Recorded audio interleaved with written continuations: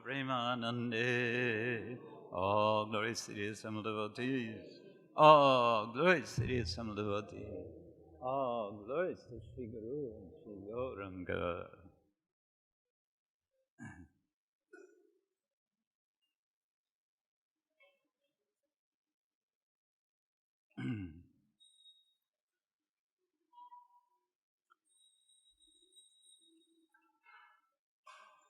Nama Om Vishnupadaya Krishna Prestaya Bhutale Srimate Bhaktivedanta Swamin Iti Namine Namaste Saraswati Devi Gauravani Pracharine Nivishesha Shunyavadi Paschatya Deshatarine Vancha kalpatarubhyascha kripa sindhubhya evacha patitanam pavanebhyo vaishnavebhyo namo namah.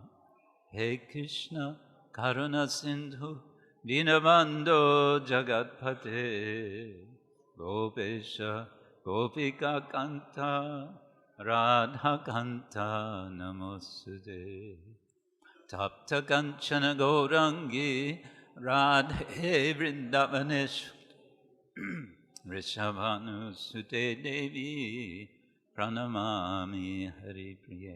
Jaya Shri Krishna Chaitanya Prabhu Nityananda Shri Advaita Gadadhar Shivasari Gaura Bhaktavinda.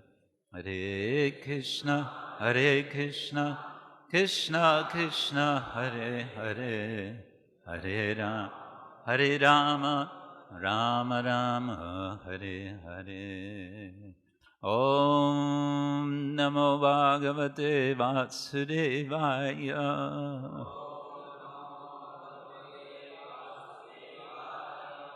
Om Namo Bhagavate Vasudevaya.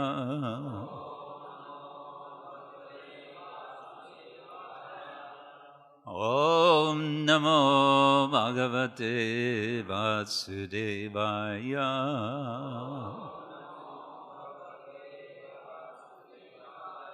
Narayanam Namaskritya Naram Chaiva Narottama Deving Saraswating Vyasa Tato Jayamudiraye Nashta Prayesha Vabhadreshu Nityam Bhagavato Sevaya Bhagavati Uttama Shloke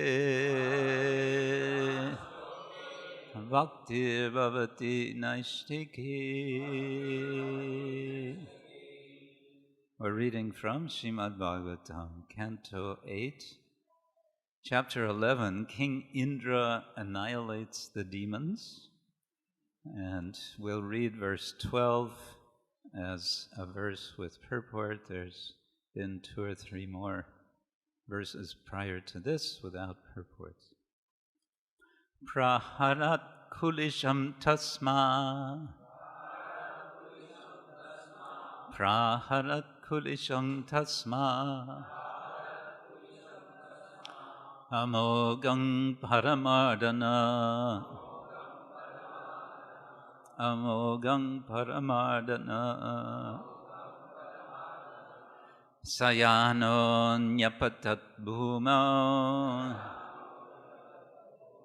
Sayāno nyapatad bhūmau. Chinna-pakṣa ivācalaḥ. Chinna-pakṣa ivācalaḥ.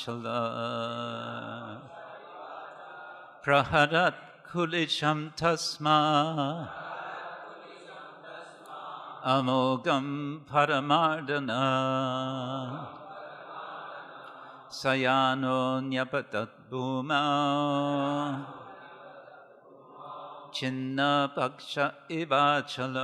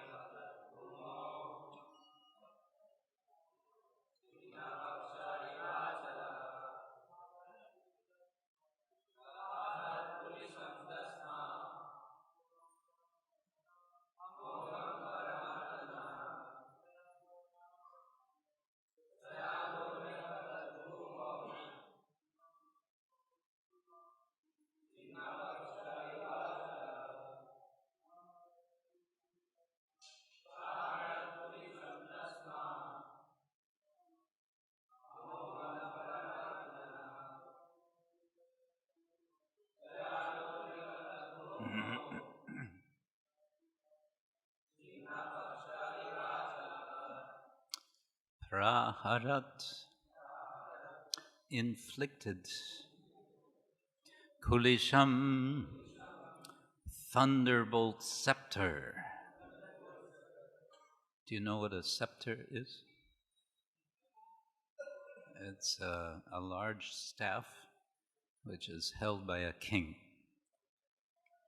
Tasmai, unto him, Bali Mahārāja. Amogham, infallible. Para-mardanaḥ, Indra, who is expert in defeating the enemy. Sa-yānaḥ, with his airplane. Nyapatad, fell down. Bhūmau, on the ground.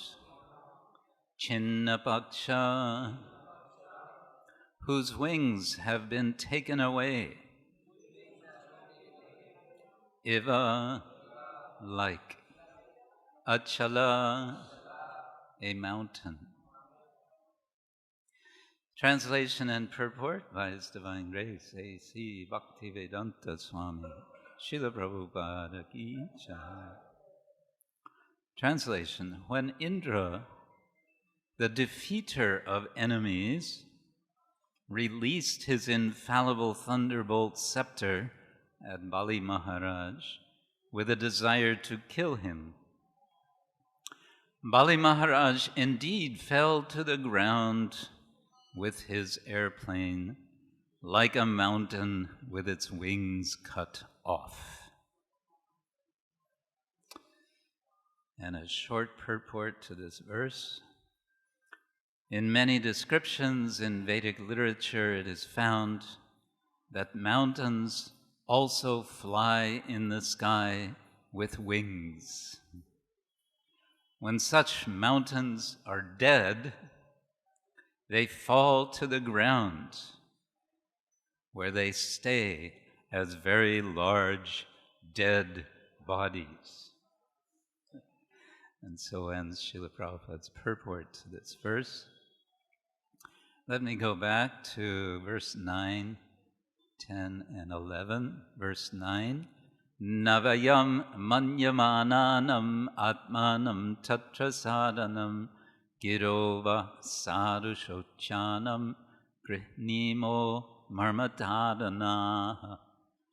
You demigods think, this is Bali Mahārāja speaking, you demigods think that your own selves are the cause of your attaining fame and victory.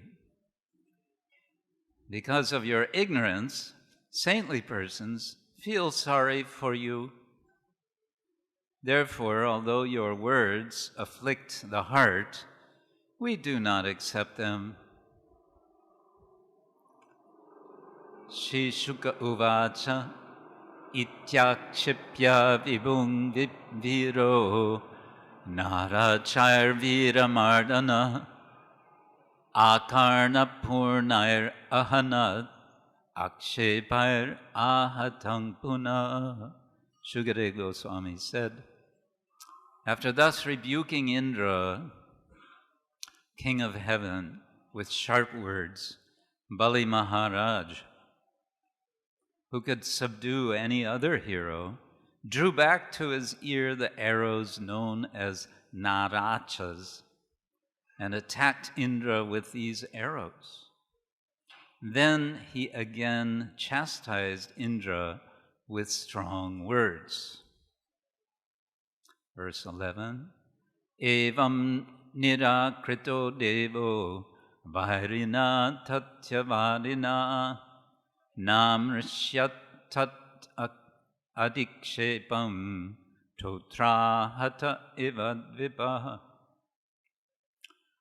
Since Maharaj Bali's rebukes were truthful, King Indra did not at all become sorry, just as an elephant beaten by its driver's rod does not become agitated. And then the verse we have recited together, prāharat kuliśaṁ tasmā amogham para-mardanaḥ sayāno nyapatad bhūmau chinna-pakṣa ivācalaḥ. When Indra, the defeater of enemies, released his infallible thunderbolt scepter at Bali Mahārāja with a desire to kill him, Bali Mahārāja indeed fell to the ground with his airplane, like a mountain with its wings cut off. Mukam karati ivācalaḥ pangum langayate girim tatkripa tamaham vande Shri Gurun Dinataranam.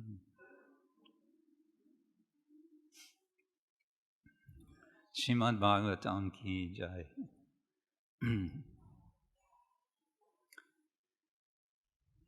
We're getting a description of a fight, a war going on amongst powerful beings. Bali, Indra. Sometimes one side is prevailing, sometimes the other side is prevailing. When one side prevails, the other side is defeated. When the other side prevails, the first side is defeated. Up and down, success, failure, success, failure. When someone wins, someone loses. This is the way much of human culture works. We think in terms of success and failure. We all want to be a success, and we all know that our success in the material world means somebody else's failure. And still we're thinking, I want to be successful. Even if others are a failure, what can be done? This is not how Vaishnavas think. This is not how sadhus think. We get a hint of how sadhus think, how they feel in verse number 9. Sadhu socyanam, of those who are to be pitied. Sadhus pity whom? They feel sorry for, Prabhupada translates. You demigods think that your own selves are the cause of your attaining fame and victory. Because of your ignorance, saintly persons feel sorry for you. So saintly persons feel sorry for persons who are ignorant, and of course that means pretty much everyone. But of course, saintly persons don't just feel sorry for everyone in their ignorance. Saintly persons feel, what can we do to bring persons out of ignorance? In the Christian tradition, there is a notion of what they call original sin.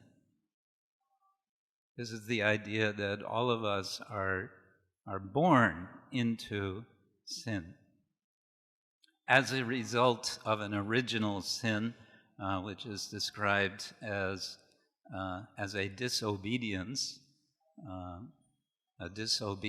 not to eat from a certain tree, a certain fruit, and that order was ignored, and then that becomes the explanation of the original sin.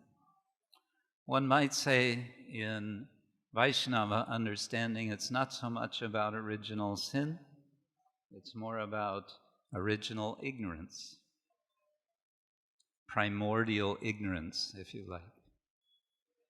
And we put so much value on knowledge, and therefore, of course, we hear from Shastra, which is giving us a kind of knowledge which cannot be acquired from within this world with the use of our limited senses and our limited reasoning power.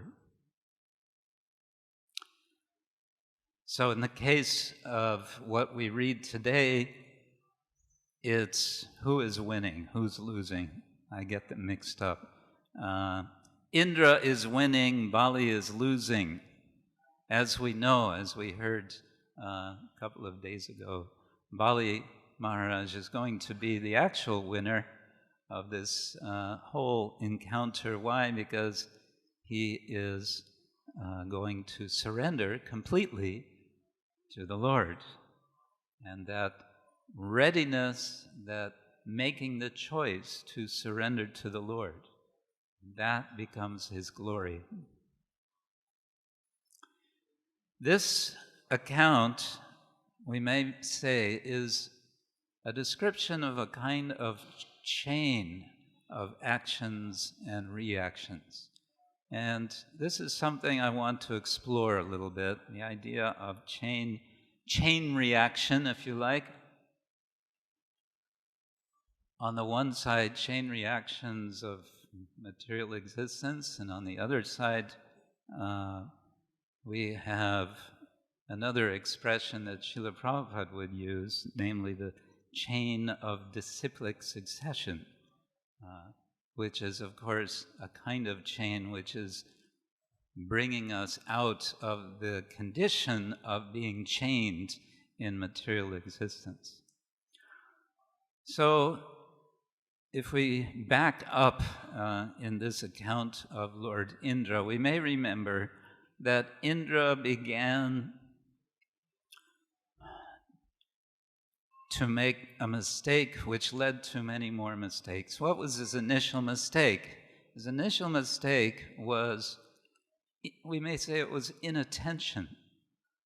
There he was in his court, in his palace, surrounded by his admirers, and he was, you could say, caught up in being admired, so much so that when his guru entered the room, who was his guru? Brihaspati. Brihaspati and Indra work very closely together for the interests of the demigods.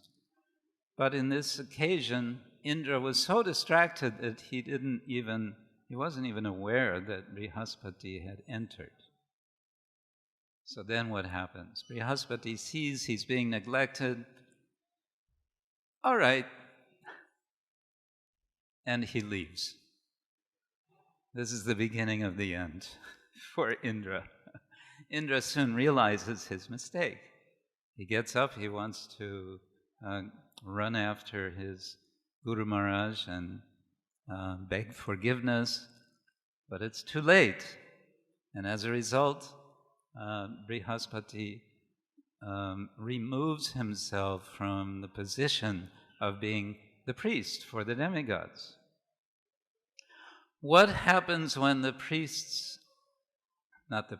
what happens when the demigods lose their priest? They lose their power. What happens when the demons lose their priest? They lose their power. Priests are very important for demigods and demons.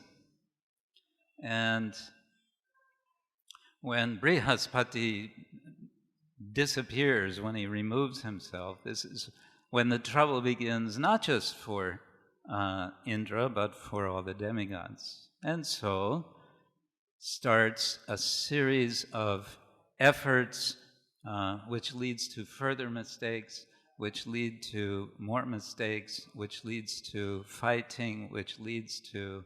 Eventually, Indra does prevail, but it's what in English we call a Pyrrhic victory. Pyrrhic victory. It means it's a victory on one level, but on a deeper level, it was not really a victory for him when he kills Vritra. Later, incidentally, in the present discussion of this fight between Bali and Indra, when assistants to Bali come and fight with Indra, and one of them cannot be hurt by Indra's thunderbolt, Indra is surprised. He says, how is this possible? This thunderbolt is so powerful, I've used it.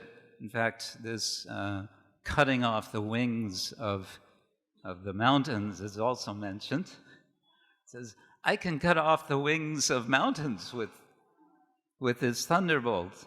And not only that, I have destroyed Vritra with this thunderbolt, but now I'm not able to destroy this demon. What is his name? Huh? Not Namuchi. Anyway, he's coming up. He's going to destroy him in a very interesting way, using a foam weapon. Foam weapon? Okay. So what I want to point out is there's a chain reaction that starts with a little neglect, with something which you might want to even say Indra is not so much at fault. He was distracted, what can you expect, and so on. And it led to so much trouble. In Bhagavad Gita, Krishna speaks about a sort of general principle of chain reaction. In chapter 2 of Bhagavad Gita, Dhyayato Vishayan Pumsa, Sangas Te Shubha Jayate, Sangat Sanjayate, Kama, Kama Krodha Vijayate, Krodhat Bhavati Sangmoha, Sangmohat Smriti Vibrama, Smriti Brangshat, Vidinat Buddhinasho, Buddhinashat Pranashyati.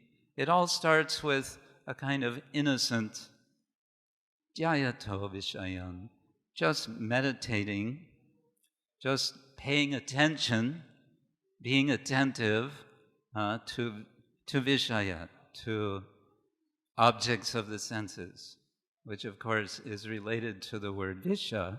What does Visha mean? Poison. Paying attention to poison. What does it all lead to? Everything becomes destroyed.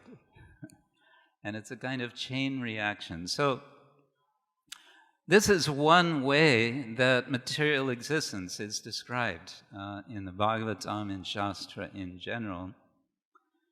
Another sort of description we get of material existence, and like the chain reaction point, also these kinds of analogies are given to help us to understand what a serious business material existence is and how dangerous it is and how attentive we must be. Another kind of example we get is network.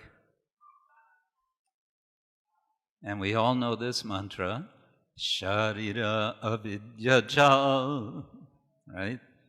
I'm chanting it too early in the morning. What is Jal? Net, right?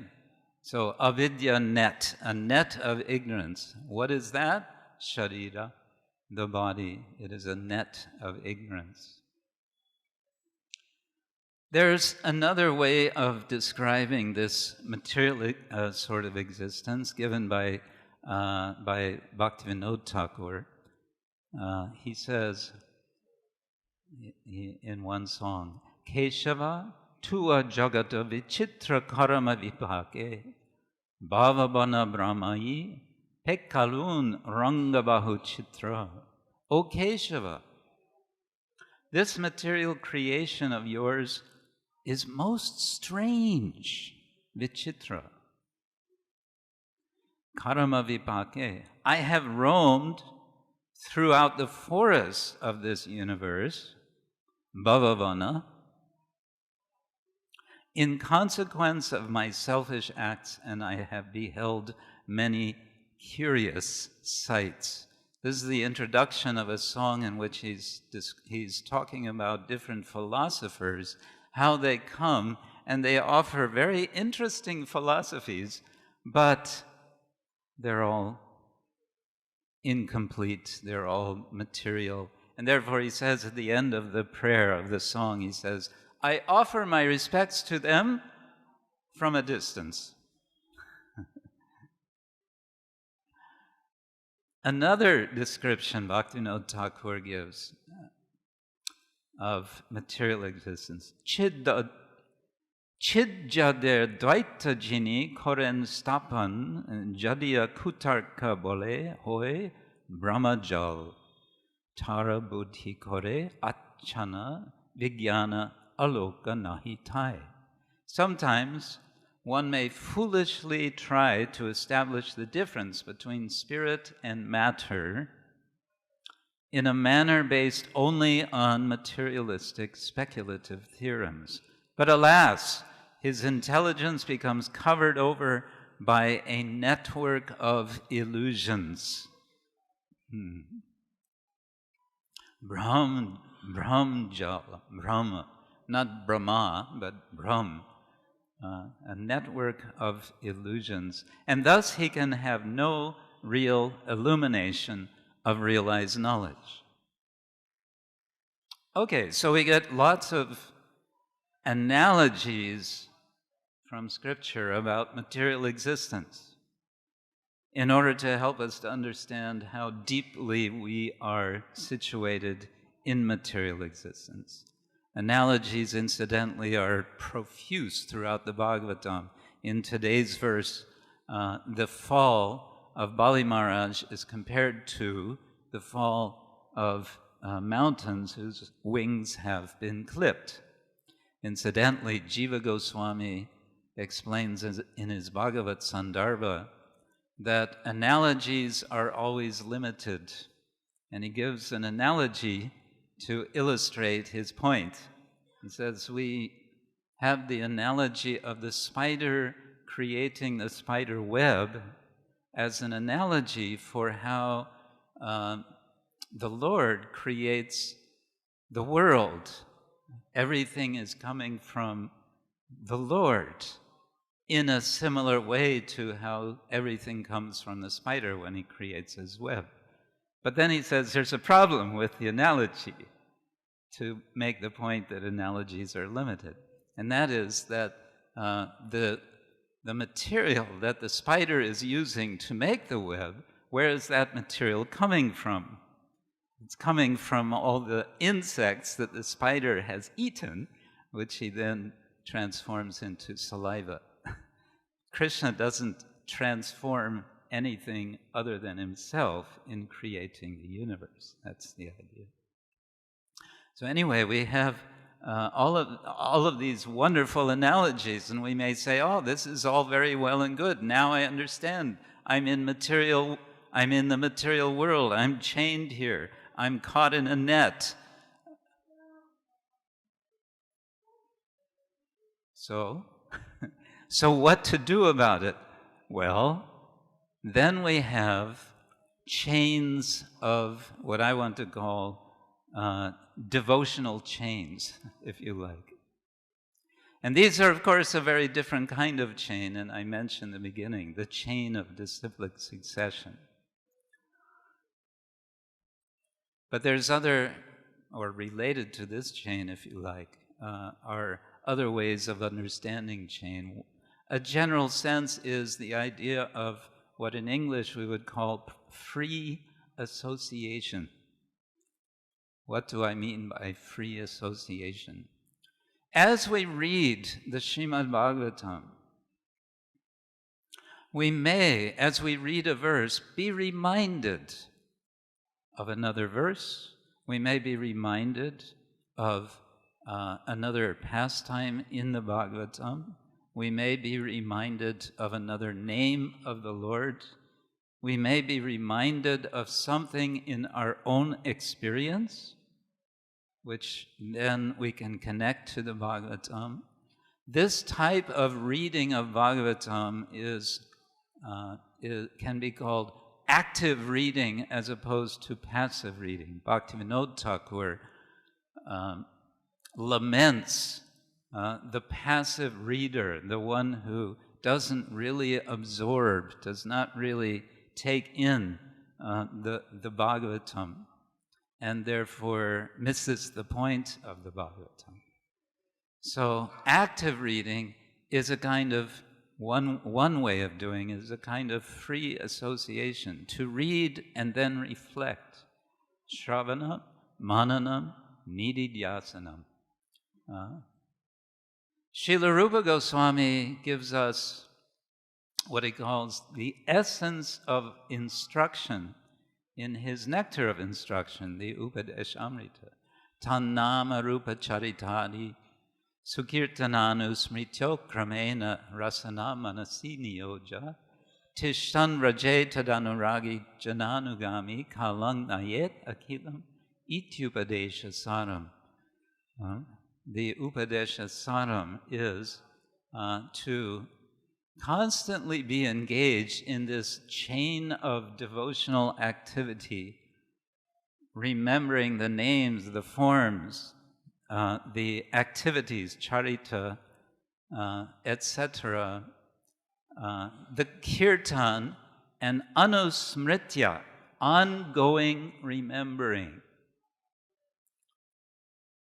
We tend, in our ordinary ways of life, we find our mind jumping, isn't it? You're thinking about one thing at one moment, and the next moment, whoop, the mind has flown thousands of miles away, and then it comes back for a moment, and then it flies away. And in the mind, is there just one voice? No, there are two voices, three voices. There's a whole committee in your mind discussing what to do, what not to do, isn't it? So, the Vaishnavas are giving us hints about how to become single-minded as a stream. Ramanujacharya speaks of meditation. What is meditation? He makes an analogy, a comparison. He says it's like oil. When oil is being poured, it's a steady stream. It's not splashing and dripping. It's a steady stream. We want our minds to be a steady stream of remembering Krishna, of hearing, of chanting, of all the activities. And this happens by association. Association, we almost always, when we speak of association, we mean good association of other Vaishnavas, or we say good association with Vaishnavas as we try to become Vaishnavas, right?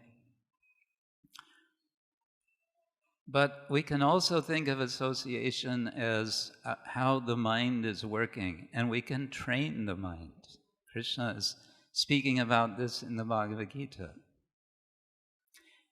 And one very nice place to start with this sort of training of connecting to Krishna is a simple statement we all know from Krishna in Bhagavad Gita. He says, Aham sarvasya prabhavo matta sarvam pravartate. Right? He says everything. He says of everything, the prabhava, the expansion, is me. So that's an invitation to connect everything that we see, everything that we hear, that we touch, and so on, with Krishna. Bringing everything of our thoughts, of our activities, back to Krishna. Matta parataram nanyat kinchidasti dhananjaya Mai sarvmedam protam sutre manigana iva. Here again, Krishna gives an analogy. And one of the functions I should mention about analogies is they start with something we're all familiar with, something tangible, to point out something which is intangible. The analogy for the principle of analogies is Shaka Chandra Nyaya. the moon through the branches of a tree. The moon is very far away, and if one is a very, very small child, although the mother may try to call attention for the child to the moon, the child may not see. So then the mother will line up the moon between the branches of a tree and point out, "Do you see these branches of the tree?" "Yes, Mama, I see." "Now you see the moon between?"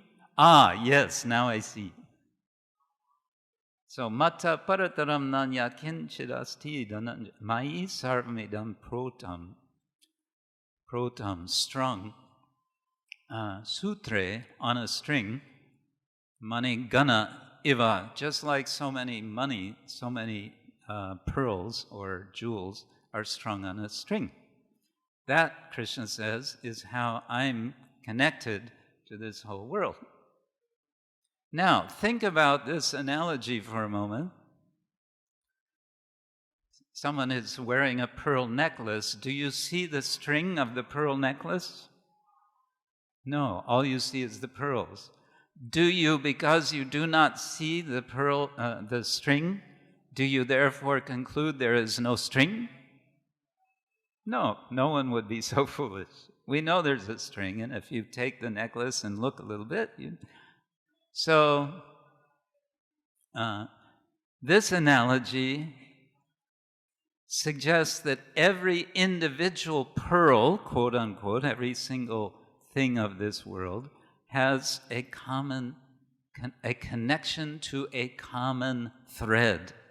So as we speak, Krishna is present as the common thread throughout everything. So this is a way of training the mind to think of Krishna. We can ask ourselves the question. You can ask a small child, "Where is Krishna?" And the child, if you're in the temple, the child may point to the altar, yes?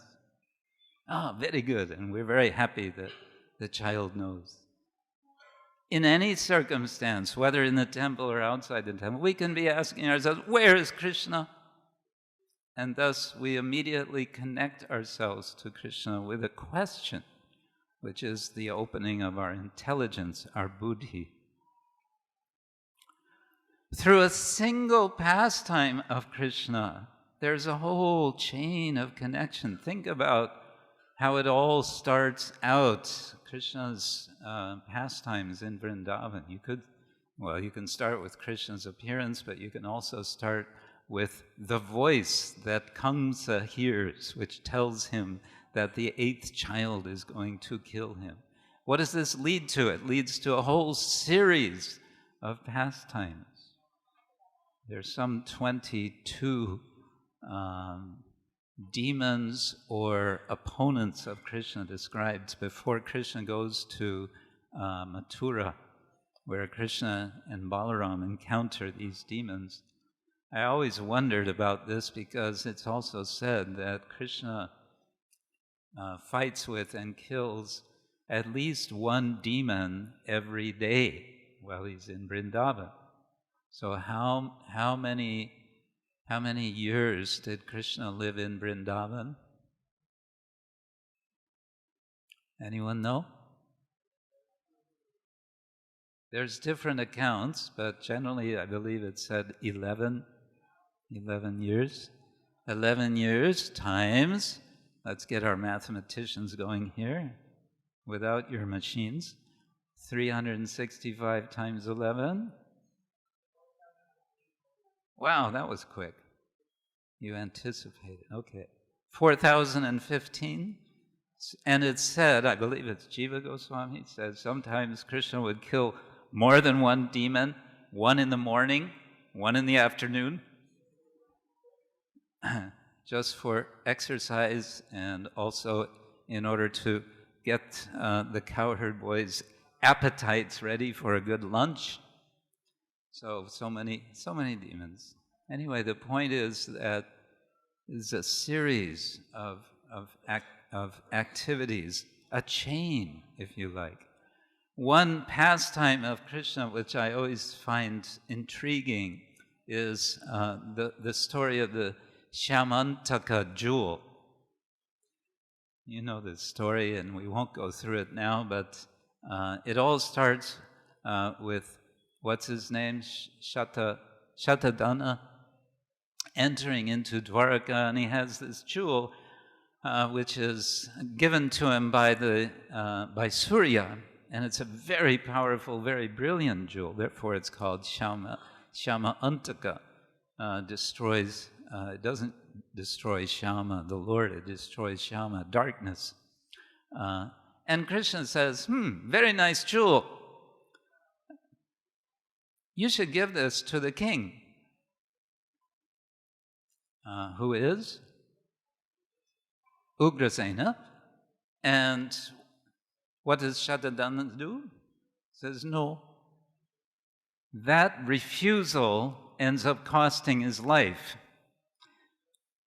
In the meantime, there's a whole complex series of events that takes place because at one point Krishna's reputation becomes tarnished.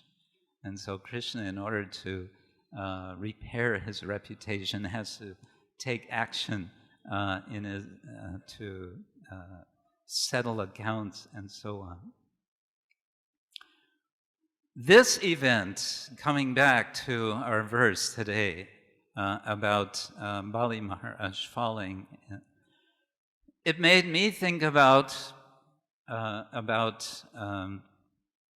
mountains flying and mountains falling, but also then about mountains being lifted and mountains being carried.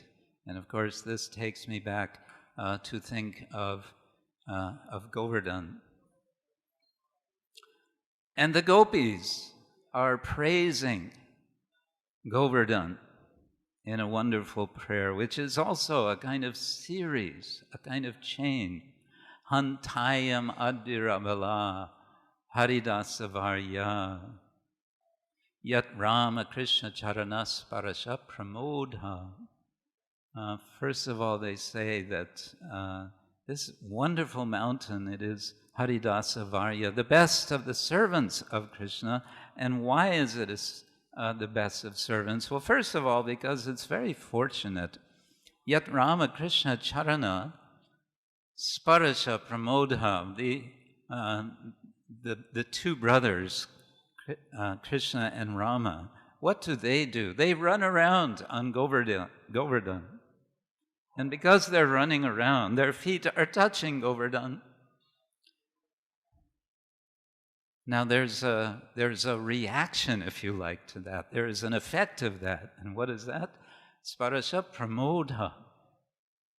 Then Haridasavarya is pramodha. He is ecstatic, he is bewildered because of the touch of Rama, Balarama, and Krishna's feet.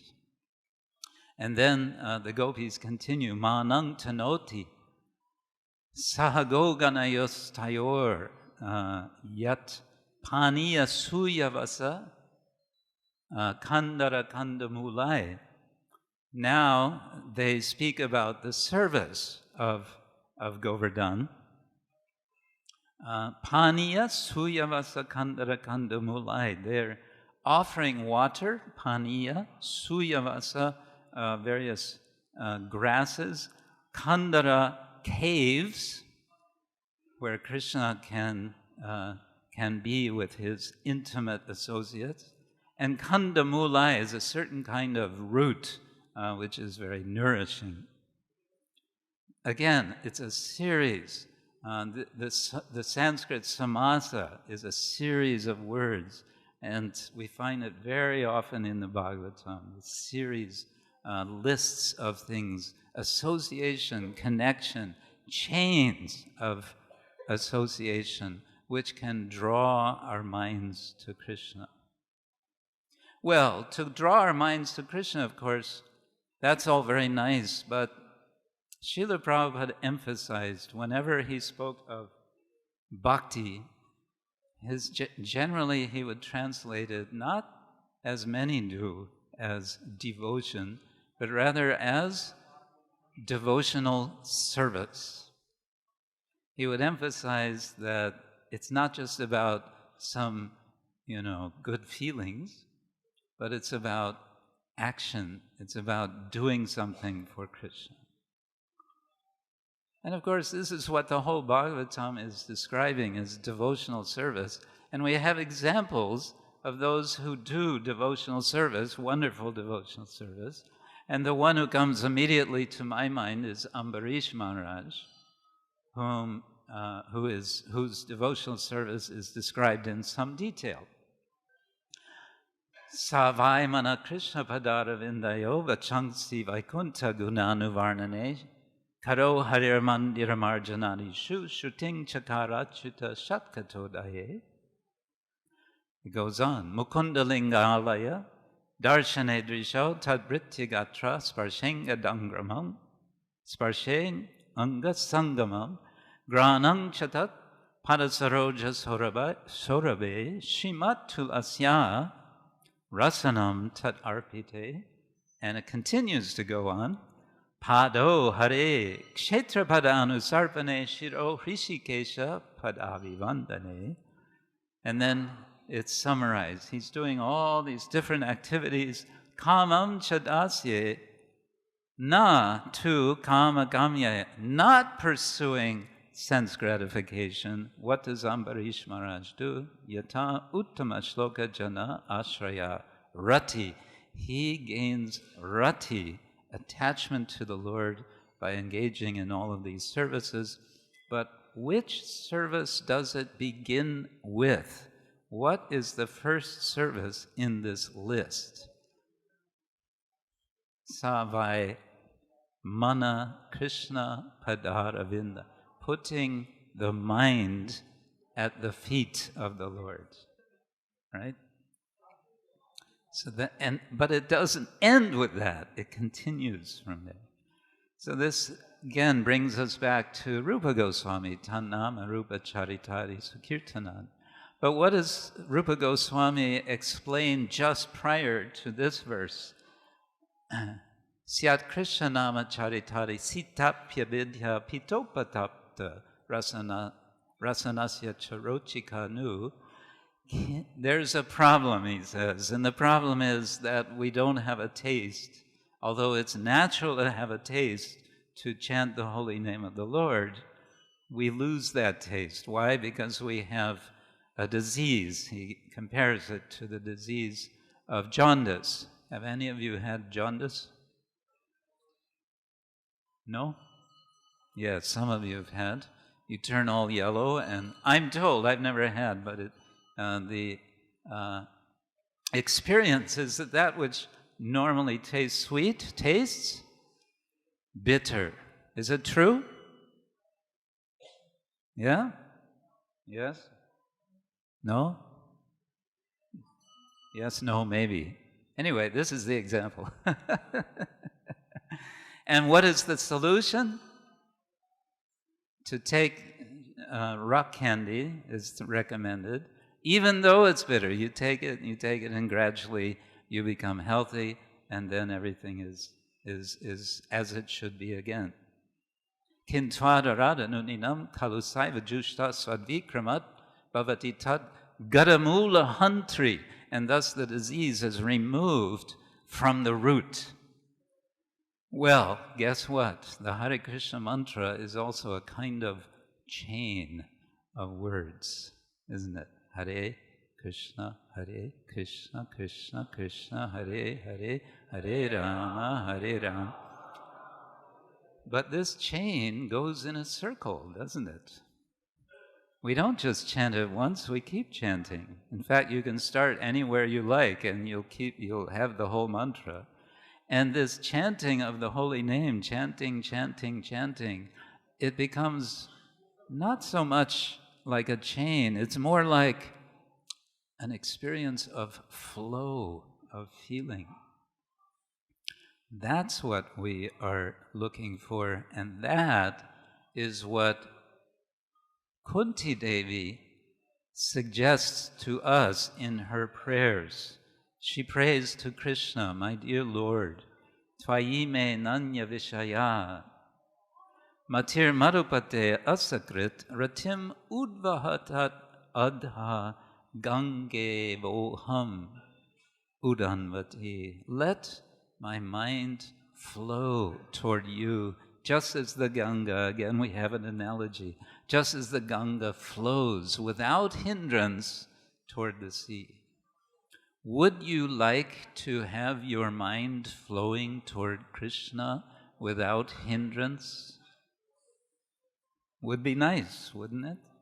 So then, what is the problem? How many times Srila Prabhupada would say, just chant Hare Krishna, just engage in devotional service. What is the difficulty?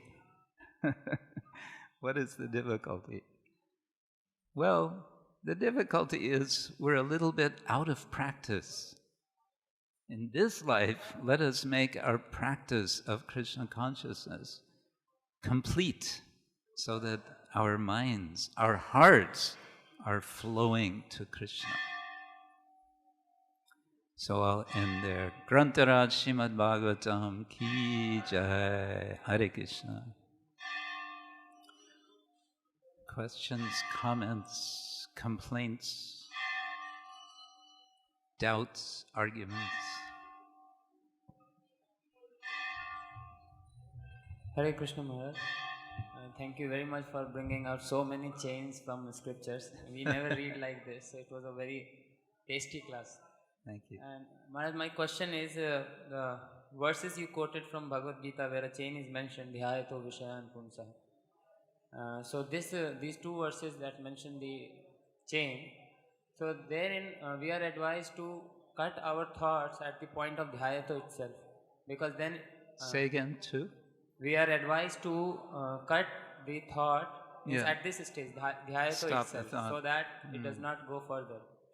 But because of our past conditionings, past habits, now that we are into devotional service, so even though we are engaged in devotional service, like we go for book distribution or we are chanting, so because of past habits or we saw something outside, a thought comes.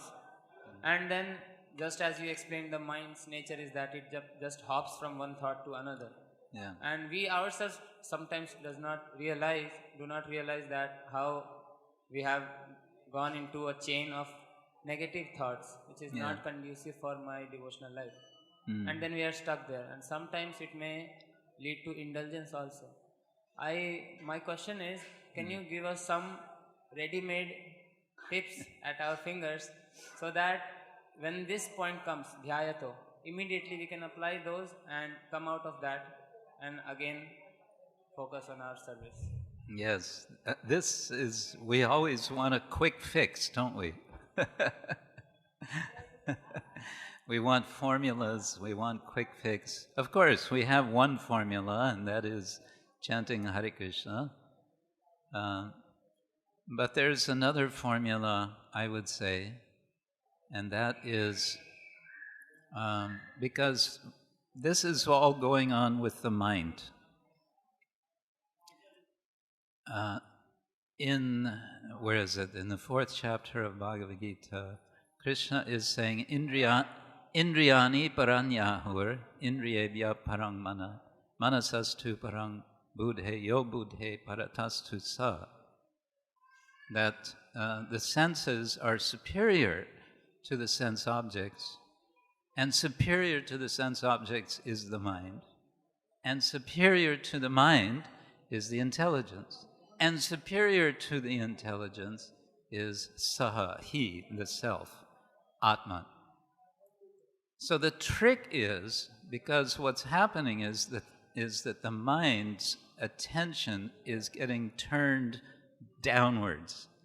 It's getting turned to the senses, which are attending to the sense objects. And as long as that direction is there, we're going to find ourselves dragged further down, because that's what the sense objects are that's how they function in the material world. So now, how to turn this around? This is the question. And what I've found helpful for myself, and I have to say I'm still working on this, because as Krishna also says, it's a matter of practice. Abhyasena tu konteya vairagyena. Actually, that's Krishna's formula. Asangshayang mahabaho mano durnigraham chalam. He says, it's really a fact. He agrees with Arjuna, because Arjuna is complaining. He says, how can I control the mind? It's like trying to control the wind. And Arjuna is thinking he's won the argument with Krishna that, okay, there's nothing to be done, it's true, it's like controlling the wind. So, okay, I guess we can forget it, we can stop discussing Bhagavad Gita, right? No. Krishna says, asangshayang mahabaho. It's really true. There is no doubt. Asangshayang mano durnigraham. It is very difficult to control, and chalam. It is.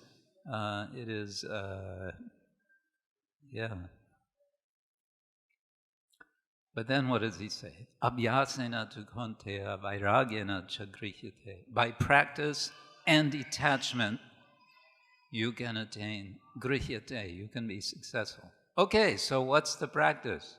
Oh, we may say, okay, it's chanting Hare Krishna. What about vairagya? What is the detachment? And we think immediately, okay, I've got to start letting go of things that I have. I possess things, and I should apparently be, giving them all away. I should be giving everything in charity. No, that's not what he's talking about. He's talking about our emotions. We are attached to emotions. We identify with emotions, and we think we are those emotions. There's all sorts of emotions, and that's a whole seminar I won't get into. But the basic point is to learn to separate ourselves from the emotions that we feel by asking ourselves a question. This is where the buddhi comes in. It's your buddhi, it's your intelligence which makes it possible for you to ask a question, and that asking is challenging the mind, and it's turning the mind toward the intelligence. So a quick question that you can ask yourself or ask the mind, so to say, is, my dear mind, is this going to make you happy? Whatever it is the mind is being preoccupied with at the moment, as you say, it's being dragged in this direction. So the intelligence is asking a question. And the answer to this question can be either yes or no. You may ask yourself, is this giving you happiness? And your mind will say, yes! And so the intelligence can say, okay, interesting that you think that this is going to bring you happiness. Because at this point, you may start to remember so much instruction from Guru, from Sadhu, from Shastra, and then that will start to filter down, and then the mind will say, all right, I give up. And you can turn toward devotional service again. Or the response of the mind can be initially, actually, you're right, this is not going to bring me happiness. Okay, and then you've redirected the mind. Very powerful. Just a question, but it's a neutral question. And this can lead you to remember, what does Krishna say in the Bhagavad Gita? Yehi samsparshadha bhoga dukkha yonaya evate. The sparsha, the samsparsha, the complete connection between the senses and the sense object, dukkha yoni, It's the womb of misery, right? And then you think, oh, okay, dukkha yonai. Atyantavanta kaunteya nateshu ramate buddha, the intelligent person, ramate, nam ramate, does not enjoy, does not find pleasure. Why? Because adyantavant, because he or she knows this pleasure has a beginning and it has an end. So that's an analysis. That's all happening on the level of the buddhi. So we have to awaken the buddhi. And we do it with a question. Is this going to bring you happiness? Okay? Anything? So thank you all very much. It's been very nice to be with you. Thank you for attention. I wish you a wonderful day today in Krishna consciousness. Shri Shri Radha Rasa Vihare ki, Grantaraj Srimad-Bhagavatam ki, Srila Prabhupada ki, Gaur Premanande.